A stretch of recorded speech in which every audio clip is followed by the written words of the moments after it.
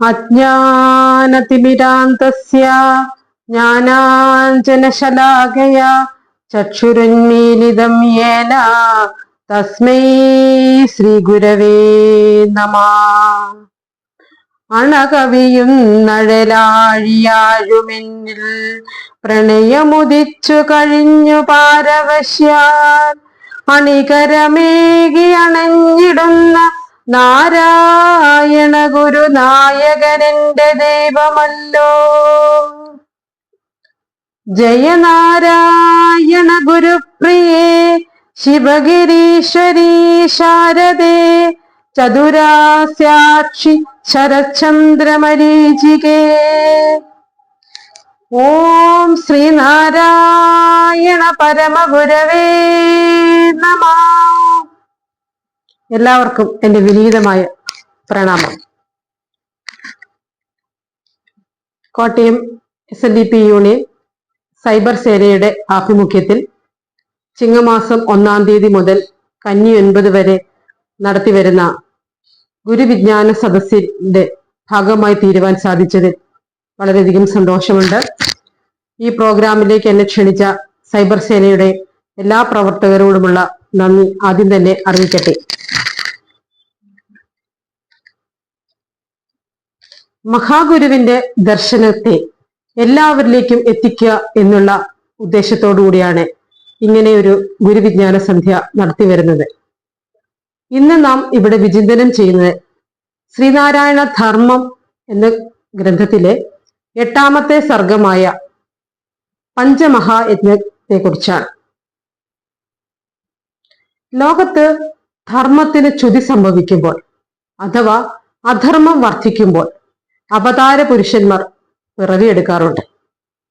ഇത്തരുണത്തിൽ ഇരുട്ടിലാണ്ടിരുന്ന കേരളക്കരയെ അറിവിന്റെയും വിശ്വമാനവികതയുടെയും ധർമ്മത്തിന്റെയും പ്രകാശലോകത്തിലേക്ക് കൈപിടിച്ചാനയിക്കുവാനായി അവതരിച്ച മുനിശ്രേഷ്ഠനാണ് ശ്രീനാരായണ ഗുരുദേവൻ. നാം എല്ലാവരും ജീവിതത്തിൽ ഉത്കൃഷ്ട ആഗ്രഹിക്കുന്നവരാണ്. വിദ്യയും വിത്തും കൊണ്ട് മാത്രം നമുക്ക് ഉത്കൃഷ്ടമായ ഒരു ജീവിതം ലഭ്യമാവുകയില്ല. അതിന് ഉറച്ച ധർമ്മബോധവും ധർമ്മ അനുഷ്ഠാനവും ധർമ്മ ആചരണവും വേണ്ടതുണ്ട്. ഈ ശരീരം എന്ന് പറയുന്നത് പ്രാണമയമാണ്. പ്രാണനില്ലാത്ത ശരീരം ജഡമാണ് എന്നതുപോലെ ജീവിതം ധർമ്മമയമായിരിക്കണം.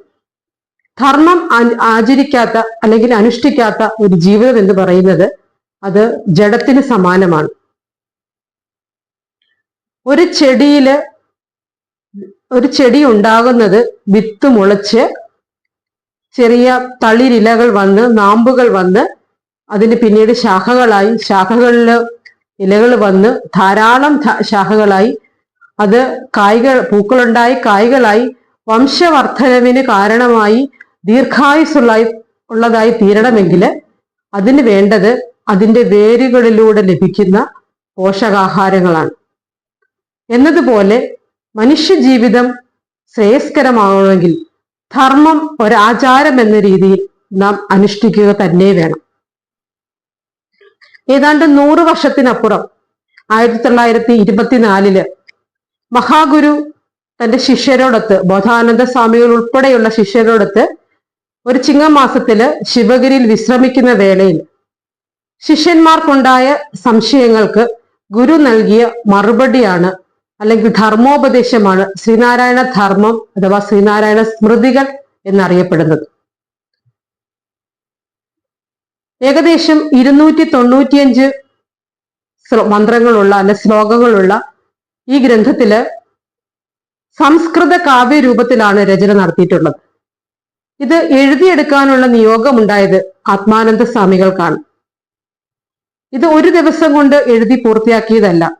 ശിഷ്യന്മാർക്കുണ്ടായ സംശയങ്ങൾ ഗുരുവിനോട് വീണ്ടും ചോദിച്ച് അതിന് വീണ്ടും ഗുരുവിന്റെ മറുപടി ലഭിച്ച് അങ്ങനെ പലതവണ എഴുതി മാറ്റി എഴുതപ്പെട്ട് തിരുത്തി എഴുതി തയ്യാറാക്കപ്പെട്ടിട്ടുള്ളതാണ് ശ്രീനാരായണ ധർമ്മം എന്ന ഗ്രന്ഥം. 1957 ശ്രീനാരായണ ധർമ്മതീർത്ഥ സ്വാമികള് ഇതിനൊരു മലയാള വിവർത്തനവും കൂടി നൽകിയിട്ടുണ്ട്. 10 സർഗങ്ങളായിട്ടാണ് ശ്രീനാരായണ ധർമ്മം രചിക്കപ്പെട്ടിട്ടുള്ളത്. ഒന്നാമത്തെ സർഗത്തില് ശിവഗിരി വർണ്ണന, വർക്കല മാഹാത്മ്യം എന്നിവയാണ്. രണ്ടാമത്തെ സർഗത്തിലാവട്ടെ ധർമ്മ അധർമ്മത്തെക്കുറിച്ചുള്ള വിവേചനത്തെക്കുറിച്ചാണ് പറയുന്നത്. മൂന്നാമത്തെ സർഗം സാമാന്യധർമ്മത്തെക്കുറിച്ചും നാലാമത്തേത് ബാലോപചാരണവുമാണ് പ്രതിപാദിക്കുന്നത്. 5 മുതൽ 10 വരെയുള്ള സർഗങ്ങളില് ഗൃഹസ്ഥാശ്രമികൾ പാലിക്കേണ്ട പഞ്ചധർമ്മങ്ങളെക്കുറിച്ചും പഞ്ചശുദ്ധികളെക്കുറിച്ചും പഞ്ചമഹായജ്ഞങ്ങളെക്കുറിച്ചും പ്രതിപാദിച്ചിരിക്കുന്നു. 10ാമത്തെ സർഗത്തിൽ പറയുന്നത് ത്യാഗപൂർണമായ ജീവിതം നയിക്കുന്ന സന്യാസിമാരുടെ ജീവിതം എങ്ങനെയൊക്കെ ആവണം എന്നുള്ളതിനെ കുറിച്ചാണ്. അങ്ങനെ ഒരു മനുഷ്യൻ തന്റെ ജീവിതത്തില് എന്തൊക്കെ ധർമ്മം പാലിക്കണം, എന്തൊക്കെ ധർമ്മങ്ങൾ ആചരിക്കണം, തന്റെ ജനനം മുതൽ ഒരുപക്ഷെ ജനിക്കുന്നതിന് മുൻപ് തൊട്ട് തന്നെ മാതാപിതാക്കൾ ഏത് രീതിയിലുള്ള ധർമ്മമാണോ ആചരിക്കേണ്ടത് എന്ന് തുടങ്ങി മനുഷ്യൻ തന്റെ ജീവിതം അവസാനിപ്പിച്ച് ഈ മണ്ണോട് ചേർന്ന് നിൽക്കുന്ന സമയം വരെ, അല്ലെങ്കിൽ അതിനുശേഷവും എന്തൊക്കെ കർമ്മങ്ങളാണ് അനുഷ്ഠിക്കേണ്ടതെന്ന് മഹാഗുരു ഈ ഗ്രന്ഥത്തിലൂടെ നമുക്ക് പറഞ്ഞു തരുന്നുണ്ട്. ധർമ്മത്തിന് പല നിർവചനങ്ങളുണ്ട്. അതിലൊന്നാണ് ദേശകാലോചിതം കർമ്മ ധർമ്മ ഇത്യഭ്യത. അതായത് ദേശത്തിനും കാലത്തിനും അനുയോജ്യമാകുന്ന രീതിയിൽ യാതൊരുവൻ ചെയ്യുന്ന കർമ്മം എന്താണോ അതിനെയാണ് ധർമ്മം എന്ന് പറയുന്നത്. 100 വർഷങ്ങൾക്ക് ശേഷം ഇതിൽ ചില ശ്ലോകങ്ങളൊക്കെ നമുക്ക് കാലത്തിനനുസൃതമായി മാറ്റപ്പെട്ടിട്ടുണ്ട്. എങ്കിലും മഹാഗുരു നമുക്ക് അരുളി ചെയ്ത ആ ഗ്രന്ഥത്തിലെ 8ാമത്തെ സർഗമായ പഞ്ചമഹായജ്ഞത്തിലേക്ക് നമുക്കൊന്ന് കടന്നു ചെല്ലാം.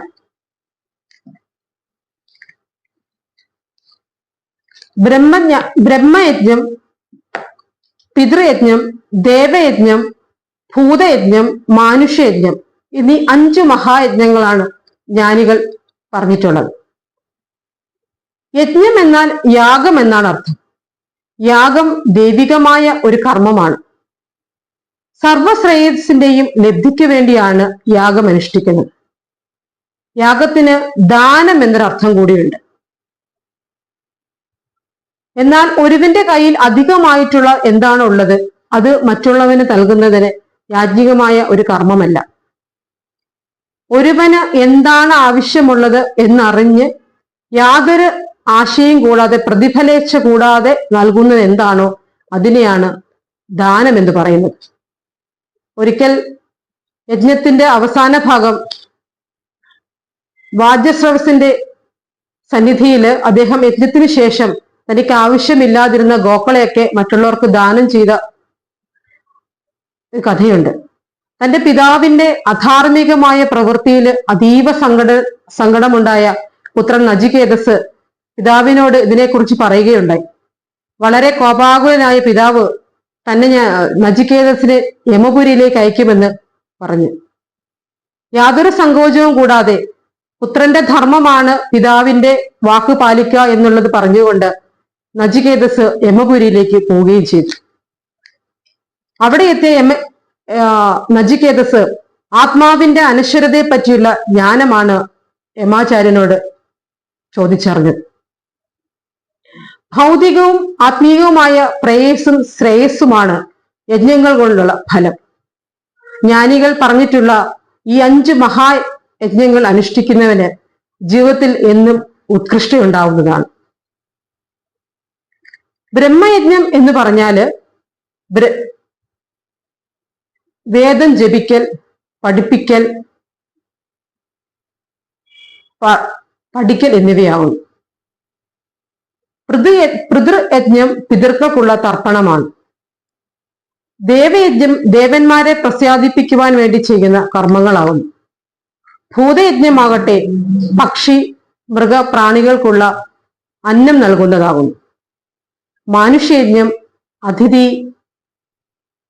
ബ്രഹ്മചാരി, ദുഃഖിതൻ, സേവകർ ഇവരെ പൂജിക്കുന്നതിനുള്ളതാകുന്നു. ഒരു ബ്രഹ്മചാരിയെ സംബന്ധിച്ചിടത്തോളം വാസന, കർമ്മബന്ധങ്ങൾ, സ്ഥിതിഭേദങ്ങൾ, ഇഷ്ടാനിഷ്ടങ്ങൾ, ചിന്താസങ്കല്പങ്ങൾ, മോഹസ്വപ്നങ്ങൾ, ചിത്തഭ്രമങ്ങൾ ഇവയെല്ലാം അവനെ അശാന്തനാക്കുകയും അവന്റെ സ്വാതന്ത്ര്യത്തെയും മാർഗത്തെയും ലക്ഷ്യത്തെയും വിഘ്നമുണ്ടാക്കുന്നതാക്കി തീർക്കുകയും ചെയ്യുന്നു. സർവ അനർത്ഥങ്ങളിൽ നിന്നുമുള്ള മോചനമാണ് ഏതൊരാളുടെയും അന്ത്യാഭിലക്ഷം. അനർത്ഥങ്ങൾ ഒഴിയുമ്പോഴാണ് നിശ്രേയസിന്റെയും അഭ്യുന്നതയുടെയും മാർഗങ്ങളിലേക്ക് പ്രവേശിക്കാൻ ആവുക. ഇങ്ങനെ മോക്ഷപദം അണിയുവാൻ ഇച്ഛിക്കുന്ന ഗൃഹസ്ഥാശ്രമി നിത്യവും പഞ്ചമഹായജ്ഞങ്ങൾ പാലിക്കേണ്ടതാണ്. പഞ്ചമഹായജ്ഞങ്ങൾ പാലിക്കാത്തവൻ തീർച്ചയായും ദുർഗതിയിലേക്ക് എത്തുമെന്നാണ് ശാസ്ത്രമതം. ഉദാഹരണമായി, ഒരു ഉറുമ്പ് ഒരു വെള്ളത്തിൽ വീഴുകയാണ്. വെള്ളത്തിന്റെ ഒഴുക്കനുസരിച്ച് അത് അതിന്റെ മധ്യഭാഗത്തേക്കോ ഒക്കെ മാറപ്പെടാം. അവിടെ ഉറുമ്പിന് ഒരു ചെറിയ കയറോ അല്ല തീരത്തെത്താനുള്ള ഒരു സാധ്യതയുണ്ടെങ്കിൽ അതിൽ പിടിച്ചുകൊണ്ട് അല്ല അതിൽ കരയേറിക്കൊണ്ട് അവിടുന്ന് രക്ഷപ്പെടാനാവുന്നതാണ്.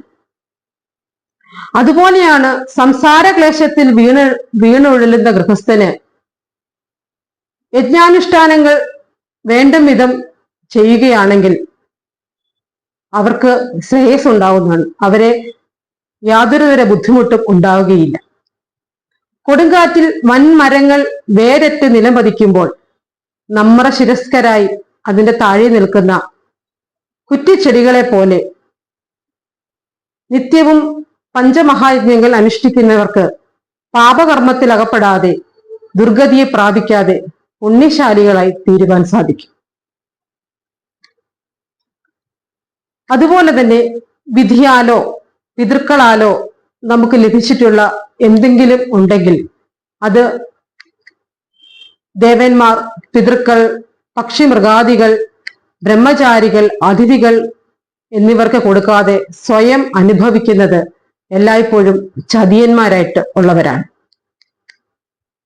ഈശ്വരന് നിക്ഷേപമാണ് ഈ പ്രപഞ്ചം എന്ന് പറയുന്നത്. ഈ പ്രപഞ്ചത്തില് എന്തെങ്കിലും നിക്ഷേപിക്കാനോ അതിനെ പുനർനിക്ഷേപം ചെയ്യാനുള്ള അധികാരം ഈശ്വരന് മാത്രമാണ്. ഈ പ്രപഞ്ചം എന്ന് പറയുന്നത് സകല ചരാചരങ്ങൾക്കും അവകാശപ്പെട്ടതാണ്. അവിടേക്ക് കടന്നു വരുന്ന മനുഷ്യരുൾപ്പെടെയുള്ള സകല ചരാചരങ്ങൾക്കും ഈശ്വര നിക്ഷേപമായിരിക്കുന്ന ഈ വിശ്വത്തെ സമഭാവനയോടുകൂടി മാത്രമേ കാണുവാൻ സാധിക്കത്തുള്ളൂ. ഭാരതീയ ദർശനത്തിന്റെ അടിസ്ഥാനം എന്ന് പറയുന്നത് തന്നെ ഇതാണ്. മഹാഗുരുവിന്റെ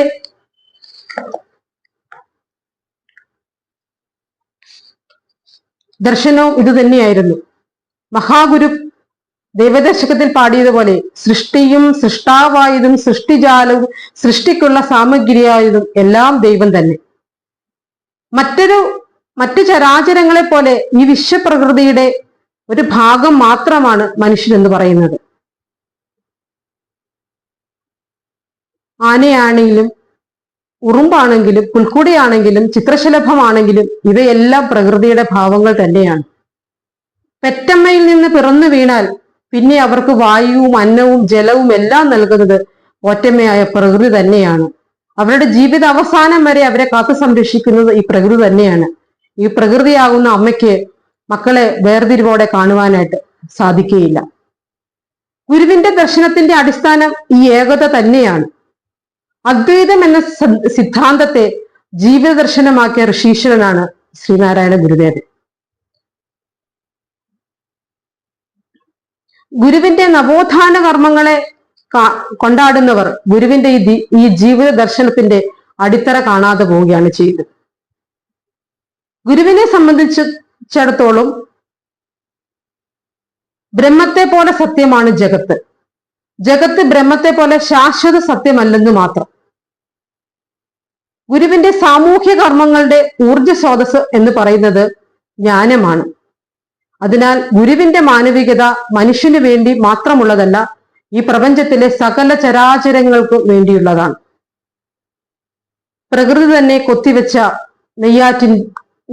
നെയ്യാറിലെ ശങ്കരൻകുഴിയിൽ നിന്നും മുങ്ങിയെടുത്ത് സ്വന്തം കണ്ണീരിന്റെ ഗംഗാജലത്താൽ അഭിഷേകം നടത്തി തന്റെ തപസ്സിന്റെ അഗ്നിയിൽ അഷ്ടബന്ധമിട്ട് അരുവിപ്പുറത്തെ പരന്ന പാറയിൽ വൈദിക ക്രിയകളൊന്നും കൂടാതെ ശിവനെ പ്രതിഷ്ഠിച്ചുകൊണ്ടാണ് ഗുരു തന്റെ കർമ്മകാണ്ഡത്തിന് തുടക്കം കുറിച്ചത്. അവിടെ ഗുരു ഇങ്ങനെ എഴുതി: ജാതിഭേദം മതദ്വേഷം ഏതുമില്ലാതെ സർവരും സോദരത്വേന വാഴുന്ന മാതൃകാസ്ഥാനമാമിത്. സർവരും സോദരത്വേന വാഴുന്ന മാതൃകാസ്ഥാനം. എന്നാൽ സർവചരാചരങ്ങളും സാഹോദര്യ തുല്യം വാഴുന്ന ഒരു വിശ്വക്ഷേത്രം എന്നായിരിക്കാം ഗുരു അതിനെ കരുതിയിരിക്കുന്നത്. അപ്പോൾ ഈ ഭൂമിയിലെ സർവചരാചരങ്ങൾക്കും അനുഭവിക്കാനുള്ളതാണ് ഭൂമിയിലെ ഈ പ്രപഞ്ചത്തിലെ സകല വിഭവങ്ങൾ. സൂര്യൻ എല്ലാവർക്കും വേണ്ടി ഉദിക്കുന്നത് പോലെ തന്നെ ഈ വിശ്വത്തിലുള്ള സർവസമ്പത്തും എല്ലാവർക്കും അനുഭവിക്കാൻ വേണ്ടിയുള്ളതാണ്. അതറിയാതെ മനുഷ്യകൽപിതമായ നിയമങ്ങളും വ്യവസ്ഥകളും സങ്കല്പങ്ങളും ആധാരമാക്കി ഈശ്വര നിക്ഷേപത്തെ പല പേരുകളിലും രൂപങ്ങളിലും സ്വന്തമാക്കുവാൻ ഈശ്വരനെ തന്നെ നിന്ദിക്കുന്നവരാണ് കൂടുതലുള്ളത്. ഭൂമിയിലെ മനുഷ്യൻ ഒഴിച്ചു നിർത്തിയാൽ മറ്റുള്ള ചരാചരങ്ങൾക്കെല്ലാം അവരെല്ലാം ഒരു ധന്യത കണ്ടെത്തുന്നത് ഇതെല്ലാം ഒന്നിച്ച് പങ്കുവെക്കുന്നതിലൂടെയാണ്. പക്ഷെ മനുഷ്യന്റെ ധന്യത എന്ന് പറയുന്നത് തന്റെ ബാങ്ക് നിക്ഷേപത്തിലോ ലോക്കറിൽ സൂക്ഷിച്ചിരിക്കുന്ന സ്വർണമോ ഒരിക്കലും ശാശ്വതമല്ലാത്ത ഭൂമിയോ ഭൂസ്വത്തോ കെട്ടിടമോ ഒക്കെ ആയിരിക്കും. പഞ്ചധർമ്മങ്ങൾ അനുഷ്ഠിച്ചു വരുന്ന ഒരുവന് ഇവയെല്ലാം ഒരുപോലെ തന്നെയാണ് കാണുവാൻ സാധിക്കുന്നത്. ഇങ്ങനെ ഗൃഹസ്ഥാശ്രമികൾ പഞ്ചധർമ്മം അനുസരിച്ച് ജീവിക്കുമ്പോൾ അവിടെ ഗൃഹനാഥനും ഗൃഹനായികയും ഒന്നിച്ച് വസിക്കുന്ന സമയത്ത് പരസ്പരം സ്നേഹത്തോടു കൂടിയായിരിക്കണം ജീവിക്കേണ്ടത്. ദൈവം സ്നേഹമാണ് എന്ന ബൈബിൾ വചനം ബൈബിളിൽ പറഞ്ഞിട്ടുണ്ട്. അത്രമേൽ ഉത്കൃഷ്ടമായതാണ് സ്നേഹം. സ്നേഹമാണ് അഖിലസാരമൂഴിലെന്ന് കുമാരനാശൻ പറഞ്ഞിട്ടുണ്ട്. ഈ വിശ്വത്തിലെ സകല ചരാചരങ്ങളും നിലകൊള്ളുന്നത് സ്നേഹത്തിലാണ്. ആകാശമില്ലാതെ ഒരു ലോകത്തെ നമുക്ക് സങ്കല്പിക്കാൻ സാധിക്കുകയില്ല എന്നതുപോലെ സ്നേഹമില്ലാത്ത ഒരു ലോകത്തെ നമുക്ക് സങ്കല്പിക്കാനും സാധിക്കുകയില്ല. പിതൃക്കൾക്കും ദേവതകൾക്കും അതിഥികൾക്കും സ്വജനങ്ങൾക്കും അവനവനും വേണ്ടി ധർമ്മം ചെയ്യാൻ കഴിയുന്നവനായിരിക്കണം ഗൃഹസ്ഥാശ്രമികൾ. മഹാഭാരതത്തിൽ പറയുന്നുണ്ട്, യഥോ ധർമ്മസ്തഥോ ജയ. ആരാൽ ധർമ്മം രക്ഷിക്കപ്പെടുന്നോ ആ ധർമ്മത്താൽ തിരിച്ചും രക്ഷിക്കപ്പെടും. എവിടെ ധർമ്മമുണ്ടോ അവിടെ ജയമുണ്ട്. ധർമ്മം സർവത്ര വിജയി എന്ന് മഹാഗുരു നമ്മെ പഠിപ്പിക്കുന്നുണ്ട്. ഇതിൽ നിന്നെല്ലാം ധർമ്മമാണ് ജീവിതത്തിനും വിജയത്തിനും രക്ഷയ്ക്കും അടിസ്ഥാനമായിരിക്കുന്നതെന്ന് തെളിയുന്നു. ഉറച്ച ബുദ്ധിയുള്ള ഗൃഹസ്ഥൻ സ്വധർമ്മത്തിൽ നിന്നും വ്യതിചലിക്കാതെ ധർമ്മത്തിൽ നിരതനായി ജീവിതം മുന്നോട്ട് കൊണ്ടുപോകണം. കർമ്മത്തെ ധർമ്മമായും ധർമ്മത്തെ കർമ്മമായും ധരിക്കാൻ ഇടവരുന്നത് കർമ്മത്തിന്റെയും ധർമ്മത്തിന്റെയും സ്വരൂപം വേണ്ട രീതിയിൽ മനസ്സിലാക്കാത്തത് കൊണ്ടാണ്. കർമ്മത്തെ കർമ്മമായും ധർമ്മത്തെ ധർമ്മമായും സ്വീകരിക്കുവാനായി നാം തയ്യാറാവണം. കർമ്മം എന്ന് പറയുന്നത് ഒരുവന്റെ ഇംഗിതത്തിനനുസരിച്ചാണ് വരുന്നത്. കർമ്മത്തിന് നമ്മളൊരു ഫലം ആഗ്രഹിക്കുന്നുണ്ട്. എന്നാൽ ധർമ്മം അങ്ങനെയല്ല. ധർമ്മം ഈശ്വര ഇച്ഛയാൽ സംഭവിക്കുന്നതാണ്.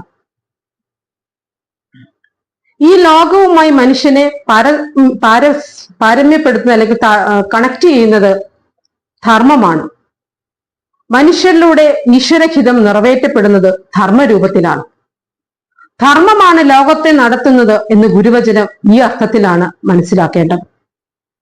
ധർമ്മചിന്ത വെടിയാതെ ധർമാചരണവും ധർമാനുഷ്ഠാനവും വ്രതം എന്ന പോലെ പാലിക്കുന്ന ഗൃഹസ്ഥാശ്രമി മുനിമാരിൽ ശ്രേഷ്ഠൻ എന്ന പോലെ പ്രശോഭിക്കുന്നതാണ്.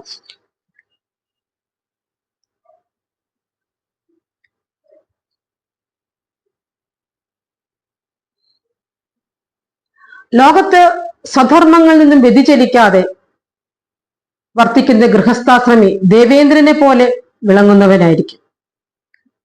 ഈ ജീവിതം ധന്യവും പുണ്യവുമായി തീരുന്നത് സ്വധർമ്മം ഒരു വ്രതം എന്ന പോലെ അനുഷ്ഠിക്കുമ്പോഴാണ്.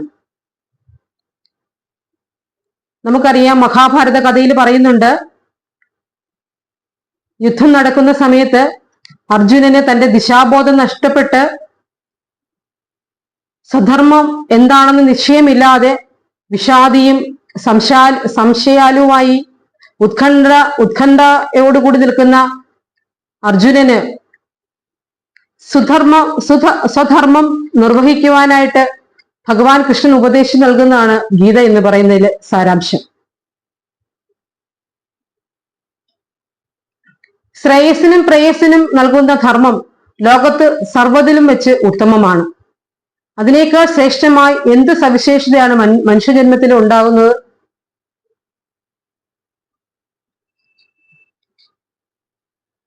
ഇങ്ങനെയുള്ള ഗൃഹസ്ഥാശ്രമി എന്ന് പറയുന്നത് ജീവിതത്തിന്റെ പല ഘട്ടങ്ങളിലൂടെ പോയതിനു ശേഷമാണ് ഗൃഹസ്ഥാശ്രമത്തിലേക്ക് എത്തുന്നത്. അവിടെ ഗൃഹനാഥനും ഗൃഹനായികയും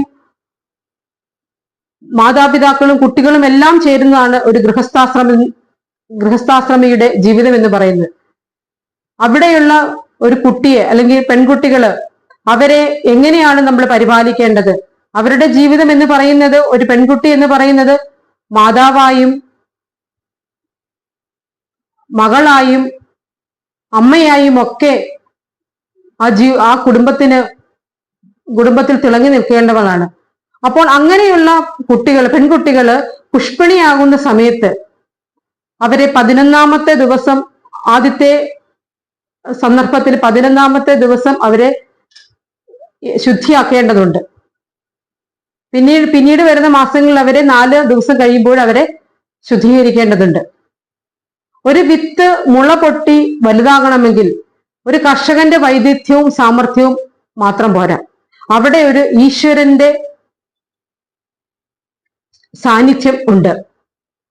ആ വിത്തിനുള്ളിൽ ഒളിഞ്ഞിരിക്കുന്ന ജീവാംശം ഭൂമിയുടെ പുറത്തേക്ക് അല്ലെ മണ്ണിന് മുകളിലേക്ക് എത്തുന്നത് വരെ അവിടെ എന്താണ് നടക്കുന്നതെന്ന് കർഷകന് കാണുവാൻ സാധിക്കുകയില്ല. എന്ന് പറഞ്ഞതുപോലെ ഒരു പെൺകുട്ടിയെ മാതൃത്വത്തിലേക്ക് വളർത്തിക്കൊണ്ടുവരുന്ന ആ ഒരു കാലഘട്ടത്തില് അവളുടെ ഉള്ളിലുണ്ടാകുന്ന ഭാവങ്ങളെ, അവളുടെ ഉള്ളിലുണ്ടാകുന്ന രൂപങ്ങളെ എങ്ങനെയാണ് നമ്മൾക്ക് കാണുവാനായിട്ട് സാധിക്കത്തില്ല. അതിനെ ഈശ്വരൻ തന്നെയാണ് അതിനെ കാത്തുരക്ഷിക്കുന്നത്. അങ്ങനെ സ്ത്രീ ശരീരത്തിൽ ദൈവഹിതമായി ചേരുന്ന മാതൃത്വത്തിനുള്ള നിക്ഷേപം ഒരു അമേധ്യ വസ്തുവായി വിസർജിക്കപ്പെടുമ്പോൾ ആ സ്ത്രീ ശരീരം അശുദ്ധമായി തീരുന്നു. ഇങ്ങനെയുള്ള വേളയില് ദൈവിക കർമ്മങ്ങൾ ചെയ്യുവാനോ പൂജാതി കർമ്മങ്ങൾ ചെയ്യാനോ അവൾക്ക് സാധിക്കുകയില്ല. നിശ്ചിത ദിവസം കഴിയുന്ന മുറയ്ക്ക് ശുദ്ധജലത്തിൽ കുളിച്ചും പുണ്യജലം ഗൃഹത്തിലും പുറത്തും തളിച്ചും ഹോമാദി കർമ്മങ്ങൾ ചെയ്തും സ്ത്രീയെ പരിശുദ്ധ ഉള്ളവളാക്കി തീർക്കണം. കഴുകി തുടച്ചു വെച്ച ഒരു നിലവിളക്ക് നല്ലെണ്ണ പകർന്ന് തിരിയിട്ട് തെളിയിക്കുമ്പോൾ അത് ദീർഘനേരം ഇരുന്നു ശോഭിക്കും. ഇരുളിനെ അകറ്റി ചുറ്റിലും പ്രഭ വിതറുന്ന ആ ദീപം ലക്ഷ്മി തന്നെയാണ്. ആ വിളക്കിനടുത്ത് പോകുമ്പോൾ നമുക്ക് നല്ല വിചാരങ്ങൾ ഉണ്ടാകുകയും നല്ല ഊർജം നമുക്ക് ലഭിക്കുകയും ചെയ്യുന്നു. എന്നാൽ ആ വിളക്ക് നിരന്തരം ഇങ്ങനെ കത്തിക്കൊണ്ടിരിക്കുകയാണ്. അതിൽ വീണ്ടും വീണ്ടും എണ്ണയൊഴിച്ച് പൊടിപടലങ്ങളൊക്കെ അതിൽ ആയി അങ്ങനെ വരുന്നൊരു വിളക്ക് എത്ര എണ്ണ ഒഴിച്ചു കൊടുത്താലും പിന്നീട് അതിനെ കത്തുവാൻ സാധിക്കുകയില്ല. അത് താമസിയാതെ അണഞ്ഞു പോവുകയും ചെയ്യും, അവിടമാകെ ഇരുട്ടാവുകയും ചെയ്യും. അതിൽ നിന്നും അടുപ്പിക്കുന്ന ഗന്ധവും പട്ടലും ചീറ്റലും ഒക്കെ ഉണ്ടാകാം. ഇതുപോലെയാണ് ശുദ്ധിയുടെയും അശുദ്ധിയുടെയും നിലയും. ശുദ്ധി ഉള്ളിടത്ത് ദേവിയും അശുദ്ധി ഉള്ളിടത്ത് മൂദേവിയും വസിക്കുമെന്നാണ് സങ്കല്പം. അതിനാൽ പുഷ്പിണിയായ സ്ത്രീയുടെ ശരീരം അശുദ്ധമാകിയാൽ 4ാം ദിവസം കുളിച്ച് ശരീരശുദ്ധി വരുത്തി ഉപയോഗിച്ച വസ്ത്രങ്ങളും മുറികളും പാത്രങ്ങളും ഒക്കെ നമ്മൾ ശുദ്ധിയാക്കി എടുക്കണം.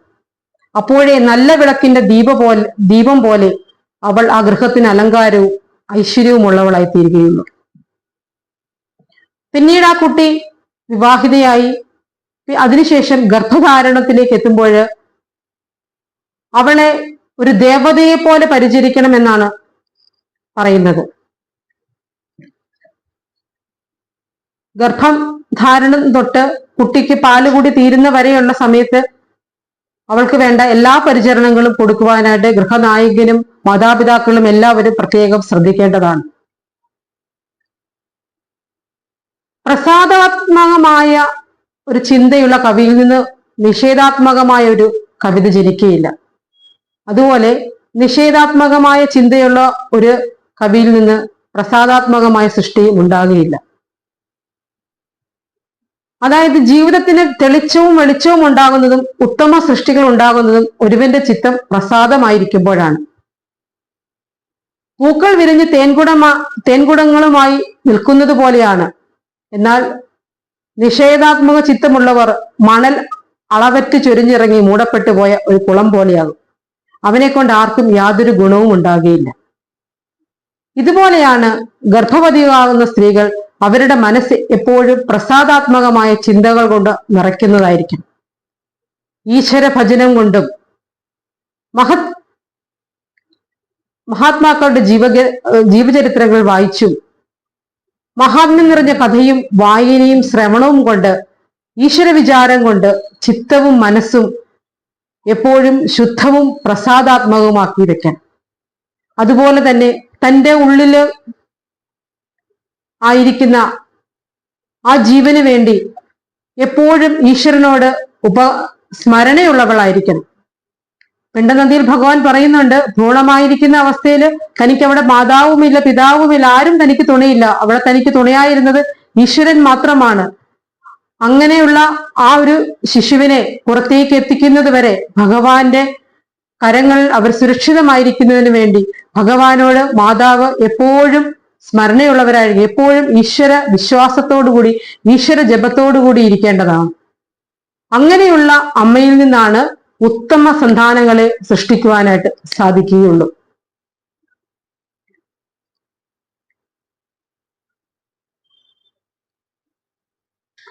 ഇങ്ങനെയുള്ള ഗൃഹസ്ഥാശ്രമികളുടെ കൂടെ ഉള്ള ഗൃഹനായികമാര് വസതിക്കൊത്ത് ഗുണമുള്ളവളായിരിക്കണം. ഒരു കുടുംബത്തില് തന്റെ കുടുംബനാഥന്റെ ഇഷ്ടങ്ങളെയും അനിഷ്ടങ്ങളെയും തിരിച്ചറിഞ്ഞ് കുടുംബത്തിലെ വരവ് ചിലവുകൾ അറിഞ്ഞ് കുടുംബത്തിലെ എല്ലാ കാര്യങ്ങളും ഒരുപോലെ മുന്നോട്ട് കൊണ്ടുപോകാൻ തികഞ്ഞ ആസൂത്രണ മികവുള്ളവളായിരിക്കണം ഗൃഹനായിക എന്ന് പറയുന്നത്. ഗൃഹസ്ഥാശ്രമം എന്ന് പറയുന്നത് ആശ്രമധർമ്മങ്ങളിൽ വെച്ച് ഏറ്റവും ദുഷ്കരമായതും അതേസമയം ഏറ്റവും ശ്രേയസ്കരമായതുമാണ്. ഗൃഹസ്ഥാശ്രമിക്ക് ബ്രഹ്മചാരികളെ അധ്യയനം ചെയ്യിപ്പിക്കൽ, ദീനരും ആലംബഹീനരുമായവരെ പരിചരിക്കൽ, വൃദ്ധരായ മാതാപിതാക്കളെ പരിചരിക്കൽ, രാഷ്ട്രത്തിന് വേണ്ടിയുള്ള ധർമ്മം ആചരിക്കൽ, സമ്പത്ത് ആർജിക്കൽ എന്ന് തുടങ്ങി പല വിധത്തിലുള്ള കർമ്മങ്ങൾ ഈ ജീവിതകാണ്ഡത്തിൽ പൂർത്തീകരിക്കാനുണ്ട്. അങ്ങനെ ചിന്തിക്കുമ്പോൾ ഗൃഹസ്ഥാശ്രമം എന്ന് പറയുന്നത് അതികഠിനമായ ഒന്ന് തന്നെയാണ്.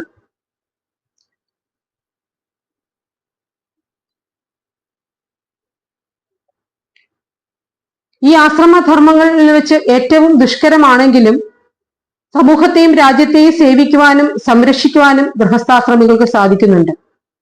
ഇപ്രകാരം സമസ്ത ജീവജാലങ്ങളെ പരിപാലിക്കുവാനും പരിരക്ഷിക്കുവാനും കഴിയുന്ന ഗൃഹസ്ഥാശ്രമത്തിൽ നിന്നാണ് മറ്റെല്ലാ ആശ്രമധർമ്മങ്ങൾക്കും യോഗ്യരും അർഹരായിട്ടുള്ളവരും ജന്മം കൊള്ളുന്നു എന്നതിനാൽ ഗൃഹസ്ഥാശ്രമം ഏറ്റവും ഉത്തമവും വിശേഷപ്പെട്ടതുമാകുന്നു.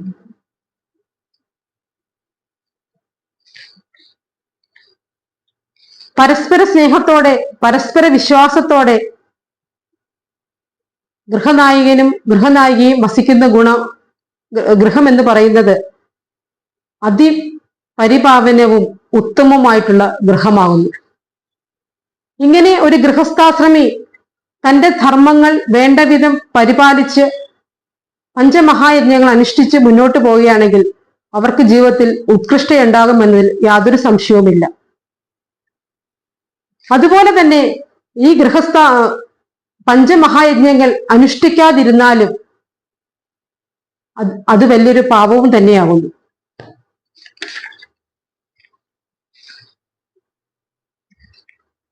ഒരിക്കൽ സോമ രാജവംശജനായ ധർമ്മഗുപ്തൻ എന്ന രാജകുമാരൻ ഒരിക്കൽ നായാട്ടിന് പോവുകയുണ്ടായി. കാട്ടിലകപ്പെട്ട അദ്ദേഹത്തിന് സന്ധ്യയായി തിരിച്ചു പോകാനായിട്ട് സാധിക്കുന്നില്ല. അദ്ദേഹം രാത്രി വിശ്രമിക്കുന്നതിനായി ഒരു മരത്തിന്റെ മുകളിൽ അഭയം പ്രാപിച്ചു. കുറച്ചു സമയം കഴിഞ്ഞപ്പോൾ അവിടേക്ക് ഒരു സിംഹം തന്റെ അന്നത്തിനായി ഒരു കരടിയെ ഓടിച്ചുകൊണ്ടുവന്നു. ആ കരടിയും പ്രാണരക്ഷാർത്ഥം ഈ മരത്തിൽ തന്നെ അഭയം പ്രാപിച്ചു. കരടിയെ കണ്ട് ഭയചകിതനായ രാജകുമാരൻ അപ്പോൾ കരടി പറഞ്ഞു, അല്ലയോ രാജകുമാര, നമ്മൾ രണ്ടുപേരും ഇപ്പോൾ തുല്യ ദുഃഖിതരാണ്. ശത്രുവിൽ നിന്ന് രക്ഷ നേടുക എന്നുള്ളതാണ് നമ്മൾ രണ്ടുപേരുടെയും കർത്തവ്യം. അതിനാൽ നമുക്ക് മിത്രങ്ങളായി തുടരാം. ഈ രാത്രി ഇവിടെ നമുക്ക് മിത്രങ്ങളായി കഴിഞ്ഞുകൂടുവാൻ സാധിക്കും. അപ്പോൾ രാജാവ് അത് സമ്മതിക്കുകയും രാജാവ് അല്പസമയത്തിന് ശേഷം വിശ്രമിക്കാൻ ആരംഭിക്കുകയും ചെയ്തു. രാജാവ് ഉറങ്ങുന്ന സമയത്ത് ഈ കരടി രാജാവിനെ രക്ഷിച്ചുകൊണ്ട് സ്വയം രക്ഷയും ഏറ്റെടുത്തുകൊണ്ട് ഈ സിംഹത്തെ വീക്ഷിച്ചുകൊണ്ടിരുന്നു. ഇതിനിടയിൽ സിംഹം പറയുകയുണ്ടായി, കരടി, അല്ലയോ കരടി, നീ രാജാവിനെ താഴേക്ക് ഇട്ടുതരിക. എനിക്ക് ഭക്ഷണമാണ് വേണ്ടത്, അപ്പോൾ നിന്നെ ഞാൻ രക്ഷിക്കാം, പകരം ആ രാജാവിനെ താഴേക്ക് ഇട്ട് തരിക. പക്ഷെ വാക്ക് തെറ്റിക്കുന്നത് അധർമ്മമാണെന്ന് മനസ്സിലാക്കിയ കരടി അതിന് മുതിർന്നില്ല. അങ്ങനെ അർദ്ധരാത്രി കഴിഞ്ഞു.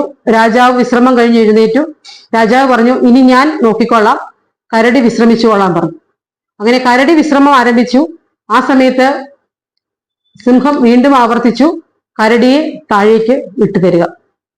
അപ്പോൾ രാജകുമാരൻ വിചാരിച്ചത്, കരടിയും സിംഹവും രണ്ടും എനിക്ക് ഉപദ്രവകരമായ ജീവികളാണ്. അങ്ങനെ രാജാവ് കരടിയെ താഴേക്ക് കൊടുക്കുകയാണ്. പക്ഷേ ധർമ്മത്തിൽ അധിഷ്ഠിച്ച യഥാർത്ഥ ധർമ്മത്തിൽ വിശ്വസിച്ചിരുന്ന ആ കരടിക്ക് മരത്തിന്റെ ഒരു കൊമ്പിൽ പിടിച്ച് രക്ഷപ്പെടാനായിട്ട് സാധിച്ചു. അങ്ങനെ രാജാവിനെ ആ കരടി രാജാവിനോട് ദേഷ്യപ്പെടുകയും രാജാവിനെ ശപിക്കുകയും ചെയ്തു. അങ്ങനെ കരടിയുടെ ശാപമേറ്റ് ആ രാജാവ് ഒരു മനോരോഗിയായി മാറി. ഇവിടെ ധർമ്മം യഥാവിധി സംരക്ഷിച്ചാൽ ധർമ്മം അനുഷ്ഠിച്ച ഒരുവനെ ഏത് ആപൽഘട്ടത്തിലും ഈശ്വരൻ കൂടെയുണ്ട് എന്നുള്ളതിന് തെളിവാണ്. നമ്മൾക്ക് എന്തൊരു ആപൽഘട്ടം വന്നാലും അവിടെയെല്ലാം ഈശ്വരൻ നമ്മുടെ കൂടെ ഉണ്ടാകും.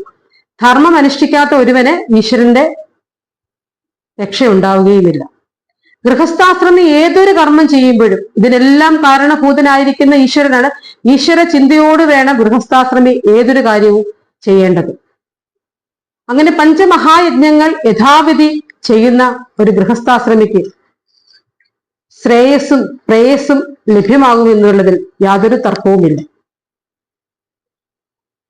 മഹാഗുരു അരുളി ചെയ്തു എന്ന ഈ ശ്രീനാരായണ ധർമ്മത്തില് അടിയുറച്ച് വിശ്വസിച്ച് ശ്രീനാരായണ ദർശനങ്ങളെ ജീവിതത്തില് പാഠമാക്കിക്കൊണ്ട് ഗൃഹസ്ഥാശ്രമികൾക്ക് എല്ലാവർക്കും മുന്നോട്ട് പോകാൻ സാധിക്കട്ടെ എന്ന് പ്രാർത്ഥിച്ചുകൊണ്ടും അതിന് മഹാഗുരുവിന്റെ അനുഗ്രഹം ഉണ്ടാകട്ടെ എന്ന് പ്രാർത്ഥിച്ചുകൊണ്ട് എന്റെ വാക്കുകളെ ഗുരുവിന്റെ പാതാരവിന്ദങ്ങളിൽ ഞാൻ സമർപ്പിക്കുകയാണ്. ഇങ്ങനെ എനിക്കൊരു അവസരം ഒരുക്കി തന്ന കോട്ടയം SNDP യൂണിയൻ സൈബർ സേനയോടുള്ള നന്ദി ഒരിക്കൽ കൂടി അറിയിച്ചുകൊണ്ട് എന്റെ വാക്കുകൾ നിർത്തുന്നു. നന്ദി, നമസ്കാരം. ഗുരുധർമ്മം ജയിക്കട്ടെ.